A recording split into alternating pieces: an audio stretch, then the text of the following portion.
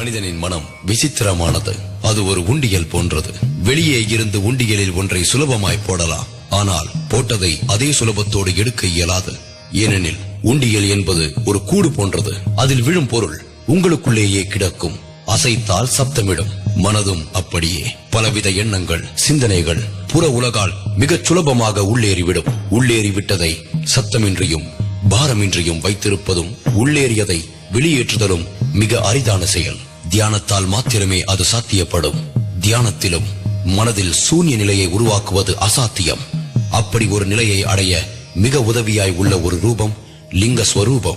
சிவமாகிய லிங்கஸ்வரூபத்தை தியானிக்க மனக்குப்பைகளிலிருந்து மனம் தூய்மை அடையும், லேசாகும், பல மடங்கு சக்தியும் பெறும். ஒரு அதிசயம் போல லிங்கம் எனும் சிவம் வயப்பட்ட மனதில் சக்தி வந்து குடியேறி சிவசக்தியின் பீடமாகிவிடும் மனது.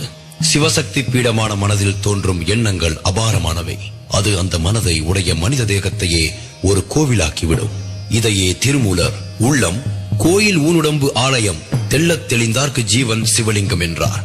ஜீவனே சிவமாகிவிட்டால் சிவம் சொன்னது பலிக்கும், கேட்டது கிடைக்கும், நினைத்தது நடக்கும். இப்படிப்பட்ட சிவரூபமாகிவிட்ட மனிதர்கள் அற்ப உலக பொருட்களை யாசிக்க மாட்டார்கள். அழியாத ஞானத்தையே வேண்டுவார்கள். இவர்களை தரிசிப்பவர்களுக்கும் இவர்களால் தாக்கம் உண்டாகும். அந்த தாக்கத்தால் பல தோஷங்கள் விலகும். இது சத்தியமான நிஜம்.